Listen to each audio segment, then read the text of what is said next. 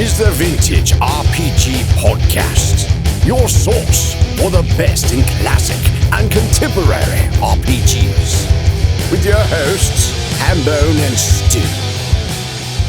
Welcome to the Vintage RPG Podcast, coming at you again from the clubhouse in somewhere in the swamps of New Jersey. I'm John Hambone McGuire, and with me, as always, is the founder and publisher of Unwinnable. He said, "Hey, Hambone, let's do a top 5 today." And I said, "Stu, why not a top 10? And he said, "Well, 2 reasons. Gimmick infringement, and we do short episodes." Stu Horvath.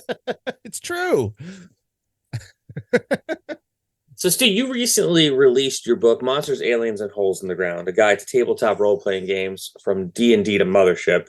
Did I get it? Yeah, you did. I did. It's on shelves. It's crazy. It's weird. But you also have a lot of other stuff on your shelves. It's, maybe come out past the cutoff point for everything in the book, because the cutoff point of the book was 2010, correct? 2020. 2020. Okay. Haven't gotten that far in the book yet. So it's a long book. It is a very long book. It's quite the toe smasher if you get too loose. Oh gosh, yeah. If you get a corner, ooh. Secure that on your lap in your reading nook with your cup of tea. But while you're doing that, let's chat about some stuff that came out post the book that you really been digging on. Well, these are actually books that came out this year. Over the course of the year, like a bunch of books came out that I just got really, really excited about. And they feel like they just sort of belong together on the shelf with my book in a weird way, if that makes sense. And I guess you could kind of look at this as like a holiday buyer's guide. If you're like me, or someone like me, I bet that they will appreciate these 5 books. It's actually technically 6, but we'll get there. I'm not going to spend too much time on any of them because there's 5 of them, and as Hambone mentioned, we do short shows. So just take it as granted that I think that these books are cool and that you should check them out. The first one that I want to talk about is a really good example of just sort of how there's something in the air, looking back at the history of these hobbies and how they intersect.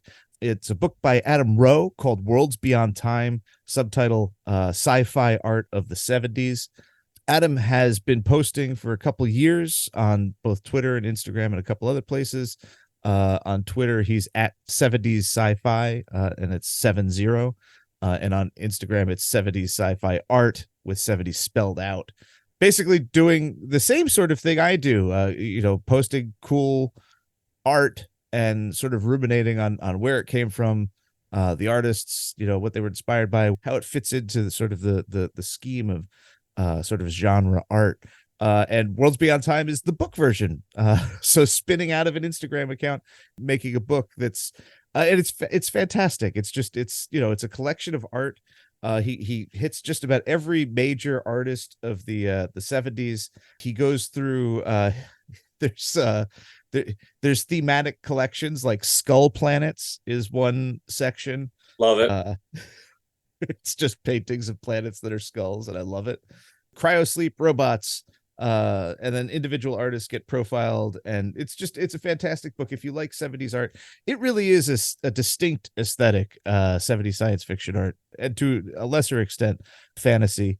I don't really know where the line is between in the 70s between fantasy and science fiction.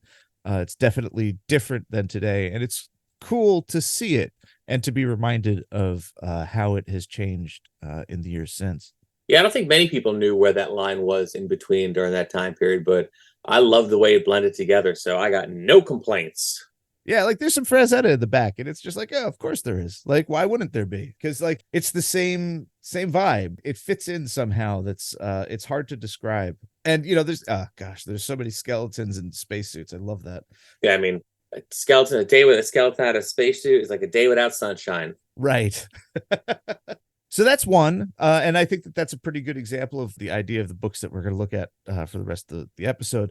It fits. It should be on the shelf together. Barnes & Noble, you should pair these up, okay? Put it right next to my book. So I kickstarted this a couple years ago, and it came out this year. It's 50 Years of Text Games from Oregon Trail to AI Dungeon by Aaron A. Reed. It's a hefty book. There aren't any pictures, really, because it's about text adventures. And of all the video games in the world, this is the subset of them that just doesn't have any graphics really. There's some diagrams and stuff for there's a Zork map and stuff, but for the most part it's just a history of text adventures. And interestingly, it's from 1971 to 2020, which is basically the same frame as my book. Yeah, these things really develop in parallel, and I think that there's a lot of important interplay between specifically text adventures. Zork is a huge influence on role-playing games and also spins out of role-playing games. It was very much inspired by Dungeons and Dragons. So one of the foundational text adventures is really plugged in directly to the history of tabletop role-playing games. And this is just another monumental tome. I have not read all of it. It has so many footnotes and little cool little layout things in here. It's a feast of information, probably even more so than my book. It's dense. There's a lot to cover. And this is attempting to be an actual history, whereas mine is more of a guide. But I think that, again, it looks good on the shelf right next to my book, and I think that it hits on parallel topics, similar stuff. I think that if you're interested in the history of tabletop role-playing games, you'll be interested in the history of text adventures. So, Stu, before we get to the next one, what I want to know is, how many pages do you think a book has to be before it's referred to as a tome? Well, let me see here. So 50 Years of Text Games is 622 pages. That's a tome. That's a tome. I think anything north of 400. That feels good to me. I feel like, especially if it's a large format book like A4. Text Games is smaller than that. I don't know what size this is. But I think the key is, I think that if you hold the book by the corner and extend your arm out straight, and if you feel gravity putting pressure on your wrist and making it hard to hold, I think that's a tome. Well, you've heard it here first, dear listener. Now you understand which books on your shelf are tomes and which books on your shelves are just books. I like the idea of having like a physical challenge to test whether or not a book is a tome. What like as if it were a witch, like, oh, it's floating. It's a witch. Shoot it. Yeah, that could be the next great TikTok challenge. And if it is, we would never see it. But yes, that's true. Do your thing, internet. Book number 3 is by Astral Eyes and put out by Bibliomancer's Publications, which is Astral Eyes. This is called Spellbound. And it's a fantastic little book. No text, all pictures, making up for the lack of pictures in text games. The subtitle is Exploring Witchcraft and the Occult Through Vintage Paperbacks. It is from Astral Eyes' collection of vintage paperbacks. It is just photos of the covers, and it's absolutely fantastic. I love book covers of a certain period, 60s, 70s, 80s. I think that it was just a wonderful period for graphic design and book cover art, and this is very much an exercise in that. I like to think of myself as pretty familiar with a lot of fantasy and science fiction cover art, but this is very much veers towards the occult and horror, and most of this stuff I've just never seen before, and it's great. There's really no distinction made here between the occult and horror and like sort of new age books. There's a lot of books on like how to become a sensuous witch, which is a paperback library book from looks like the late 60s, early 70s, Confessions of a Witch, Modern Witchcraft. Then you have the Dennis Wheatley books like Witchcraft and Black Magic, To the Devil a Daughter, which are very much positioned as sort of like lurid but very much anti witchcraft. It's great. It's a collection of cover art. It's a little hard to find. It's small press, mostly in LA bookshops. My friend Michael Sung snagged it for me at a book fair. The one I have is a limited edition of 333. That one's pretty much impossible to find at this point. They're sort of all over the place, but primarily he's based in LA, and that's where you're most likely to find this. There's a second edition out. I don't know how nearly sold through that one is. Different cover. And then there's a companion book that's already out. The name escapes me, but it looks to be more of the same, maybe thematically slightly different. That one's in the mail. So it didn't make it here in time for this podcast, but I'm sure if you like the first one, you'll like the second one. But I kind of like the fact that it's a little difficult to find because it makes it a little exciting. It's a little bit of a hunt. You might not enjoy that, but Yeah, I mean, fair enough. it's kind of hard to make people work for stuff when you can easily mostly hit a button and then stuff magically appears at your front door. Well, that's the thing is like a bookstore will get 5 copies and everybody's sort of looking for it, so they'll disappear very quickly. So I know that some people had a little bit of trouble getting Spellbound. Less trouble so far. I haven't heard any trouble reported with the second one, and I got it pretty easy enough. Anyway, again, it's of the same spirit. So much of my feed consists of covers of books, and this is the same sort of thing. And there's plenty of overlap between horror kids and occult kids and role playing kids. So I'm sure you'll enjoy Spellbound. The next one is going to be a little difficult for folks in the States to get. It's a UK book. I had it shipped to me by my friends at Strange Attractor Press. Jamie over there was just like, this book is fantastic. You need to have it. And he's like, I will ship it to you. I was like, all right, cool. It's called Talking Miniatures, and it's a 2-volume paperback that comes in like a sort of slipcase. The subtitle is "Or How the Lincoln Model Railway and Wargame Society Changed the World." Do you know what the Lincoln Model Railway and Wargame Society became, Hambone?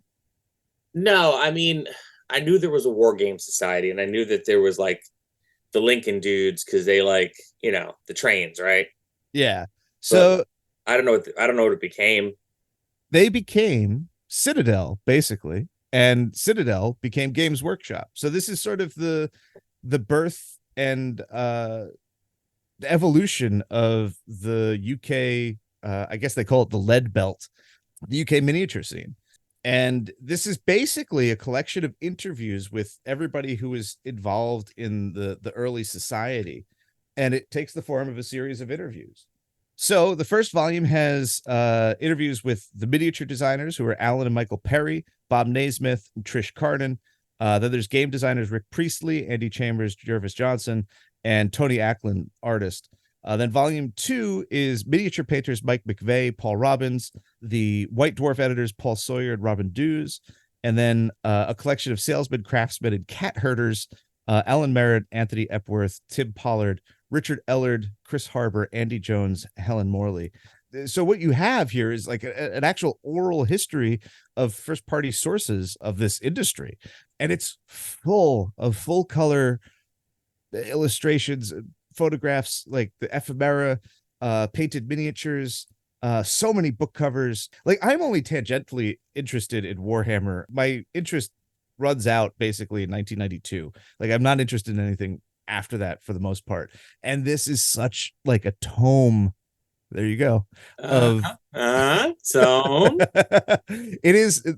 You can feel it. You pick up the book. There's so many pages. It feels dense in the hand. There's just so much knowledge here of exactly the stuff that I'm interested in. And it's so good. I have unfortunately not had the time to read it in full. I've been dipping in and out, which I think is something that I hear people reading my book are having trouble with. It's just, there's so much here, and I just kind of dip in and out. Again, also a large book. I forget what they call the UK equivalent of A4. It's a little taller than our size.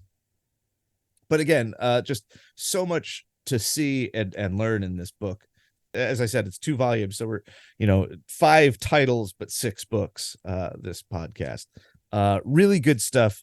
A little pricey. It's from Shaggy Dog Publishing, and I feel like the book is perfectly priced. But then if you're buying from the US, the shipping is a lot. It's a heavy book. That's how they get you.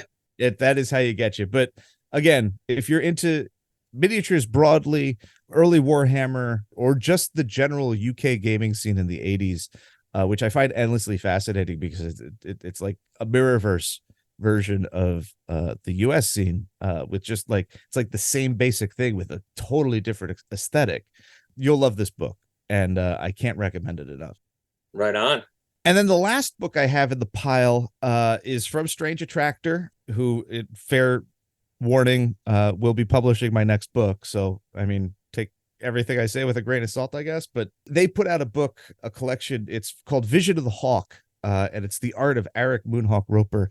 Holy crap, man. This book is just like, Roper is a fantastic artist who I think doesn't get enough credit, because I think that most of his art has really been album covers for heavy metal bands, most notably the 2012 reissue of Sleep's Dope Smoker with the Dune-like Weedians walking through the desert. Like, I think that that's his most recognizable album cover, but he did all the High on Fire records, or most of them, did a Kvelertak, bunch of stuff. He's a really prolific album cover artist.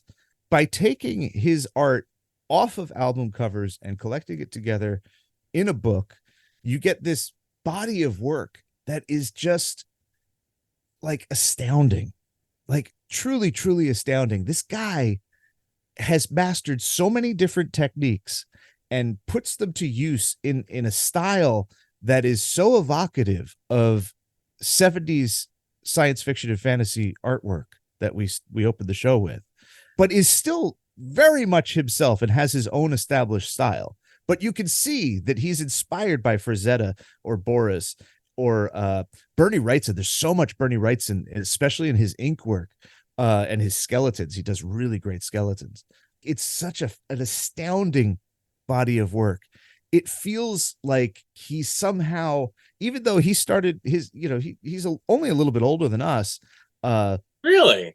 Yeah, and he's still working today. I think he's 6 years older than us, maybe pushing 50. Anyway, alive is the sort of the main thing. But he feels like he belongs, not even that he belongs in an earlier era. It feels like his art is like scratching at like the fantasy. Like, there's just something like almost archetypical about his subjects and the way and his approach to them.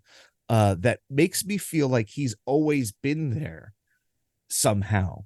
Like, and it's a really strange, and there's a lot of psychedelic imagery in his work, and maybe that's part of why it feels sort of like something that was always buried in my brain. Right. The vibrations are really strange and strong. This is an oversized book. It's square. It's printed on this fantastic matte paper that just makes all of the reproductions of his artwork look so rich and deep, like you could fall into them. And like every page is just an absolute joy. And I don't understand how he's only a couple years older than us. He feels like he should have been working at the studio with Wrightson, Windsor Smith, Kaluta, Jones. Like, if you told me that he was a time traveler, I would believe you, because his work is so of that era and that moment.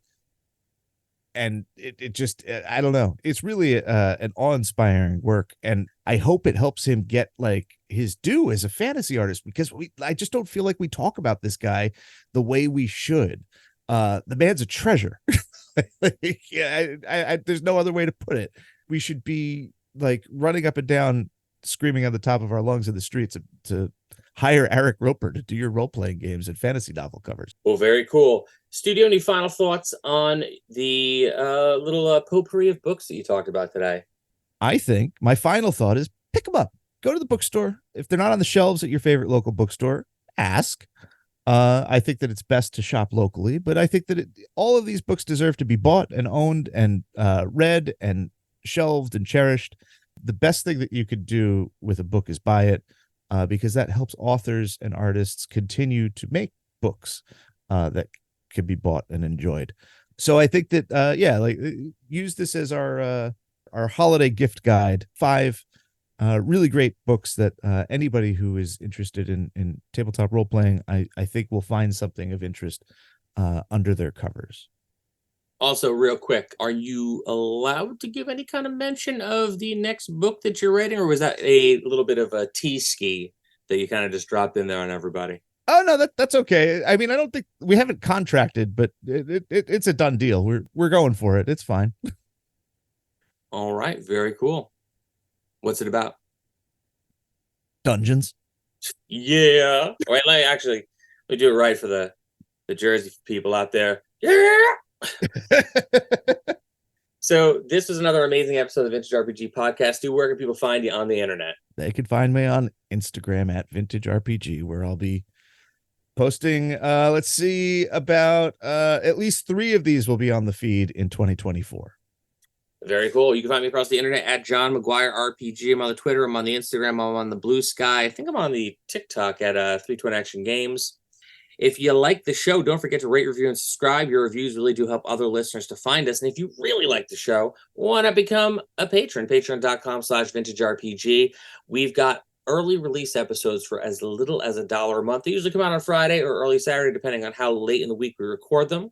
We have a tier where you can play RPGs with me once a month. We've got a tier. There's an ongoing campaign for Stu's West Marches game. We've got a killer Discord community that we'd love for you to be a part of. Patreon.com/vintagerpg. So for Stu Horvath, I'm John Hambone McGuire. May the dice always roll in your favor.